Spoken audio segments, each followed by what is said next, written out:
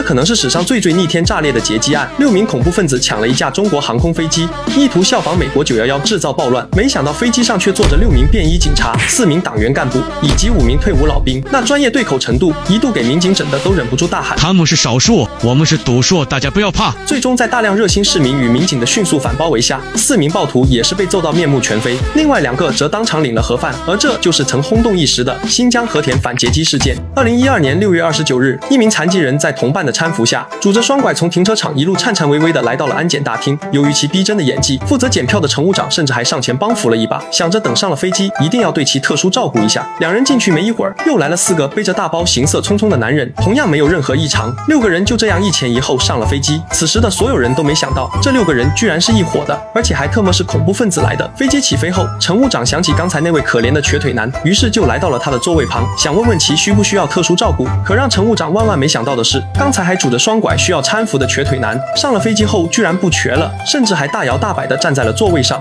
一时间，乘务长都懵逼了。好家伙，这双脚离地了，聪明的智商又占领高地了，这他妈瘸子都能把拐杖抛弃了。然而，还没等乘务长发问，对面的瘸腿男就狠狠地瞪了他一眼，让他不要多管闲事，赶紧滚蛋。随后就自顾自地拆解起拐杖。也是到了这时候，乘务长才发现瘸腿男的双拐居然是用6根钢管组成的，他立马就意识到了不对。但由于此时的飞机刚刚起飞，到达了平流层，机身出现了剧烈晃动。乘务长看着一直站着的瘸腿男，也是好心提醒他危险，让其赶紧坐下。可没想到瘸腿男听后却是微微一笑：危险？老子让你看看啥才是危险。随后一钢管就敲在了乘务长脑门上。此时他的另外5名同伴也向着瘸腿男走了过来。刚开始乘客们还以为他们是来拉架的，但没想到瘸腿男直接将手中的钢管分给了他们5人。6名恐怖分子分工有序，3个控制经济舱乘客，谁敢露头上去就是一钢棍；另外3个则一路朝着头等舱冲去，企图袭击机长控制驾驶室。此时的头等舱就只坐着一位40多岁的中年男子。3名暴徒见他没什么威胁，便威胁他老实坐好，不要没事找事。随后便将他晾在一边，专心致志地开始撬驾驶室的大门。